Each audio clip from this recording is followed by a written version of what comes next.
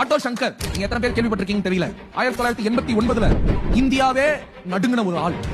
ஏன்னா அப்பெல்லாம் கொலை அப்படினாலே எல்லாரும் பயங்கரமா பயப்படக்கூடிய ஒரு சூழ்நிலை. அதுல 10 கொலைகள் அவர் செய்திருக்கிறார். அதுலயும் குறிப்பா தன்னுடைய மனைவியை கொலை செய்து தன்னுடைய வீட்டிலேயே செவுத்துல வச்சு புதைச்சு அதிலேயே பூசி விட்டுட்டார். தன்னுடைய நண்பனை எரிச்சு அந்த சாம்பலை கொண்டு போய் கடற்கரையில அரைச்சிட்டார். அப்படி ரவுடிசத்துல பேர் போன, விபச்சாரத்துல பேர் போன, பலருக்கு விபச்சாரத்துல கொடி, அந்த நாட்கள்ல கொடி கட்டி பறந்த இந்த ஆட்டோ சங்கர் அரெஸ்ட் பண்ணப்படுறாங்க. ஜெயில கொண்டு போய் உள்ள போடுறாங்க. யாரோ சில தேவ மனிதர்கள் போய் அந்த மனுஷனுக்கு சத்தியத்தை சொல்லி இருக்காங்க. இப்போ ஒரு நாள் கோர்ட்ல தீர்ப்பு வருது. ஆட்டோ சங்கர் கோர்ட்ல போய் உட்கார்ந்து இருக்காரு. அவர் கோர்ட்டுக்குள்ள உள்ள போகும்போது கையில ஒரு புத்தகம் எடுத்துட்டே போறாரு. கோர்ட்ல அங்க தீர்ப்பு வந்துட்டு இருக்கு. அந்த தீர்ப்பு என்ன காரியம்னு கூட அவர் கேட்கல. இங்க படிச்சுட்டே இருக்காரு. இப்ப ஜட்ஜ் சொல்றாரு, இவர் மேல் நிரூபிக்கப்பட்டதான குற்றங்கள் எல்லாம் உண்மைதான், அதனால இவருக்கு தூக்கு தண்டனை என்கிறதான ஒரு தண்டனையை கொடுத்துட்டாங்க. அந்த புத்தகத்தை இப்படி மூடி வச்சு பக்கத்துல இருக்கவங்களை பார்த்து, போலாமா, இது எனக்கு நடக்க வேண்டியதுதான் நடக்குது, ஏனென்றால் நான் பாவம் செய்திருக்கிறேன். ஜீசஸ் கால்ஸ்ல இருந்து வரக்கூடியதான அந்த புத்தகத்தை வாங்கி தான் அவர் படித்துக் கொண்டிருந்தாராம்.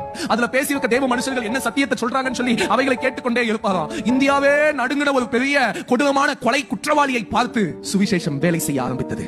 அவர் சிறைச்சாலையில வச்சிருந்த அந்த ஜெயிலர் சொல்றாரு, என் சரித்திரத்துல இது வரைக்கும் எத்தனையோ குற்றவாளிகளை நாங்கள் தூக்கு நேராக நடத்தி இருக்கோம். ஆனா இவனை கிட்ட பார்த்த தைரியத்தை நான் யார்கிட்டயுமே பார்க்கல. இவன் கிட்ட இருந்த சந்தோஷத்தை நான் எவன்கிட்டயுமே பார்க்கல. தூக்கு மேடைக்கு போகும்போது கூட சந்தோஷமா போனாங்க. அவருக்கு சொல்ல தெரியல அது என்ன சந்தோஷம்ன்றது. நான் சொல்லட்டுமா?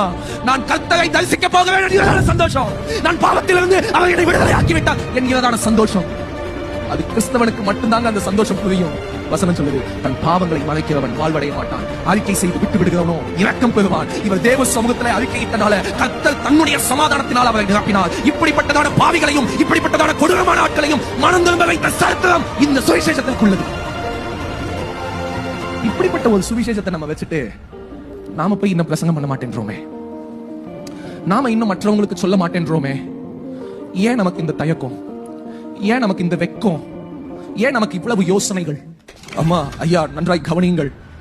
இந்த சுவிசேஷம் நீங்க பிரசங்கம் பண்ணாதான் ஜனங்கள் மறந்துருப்பாங்க.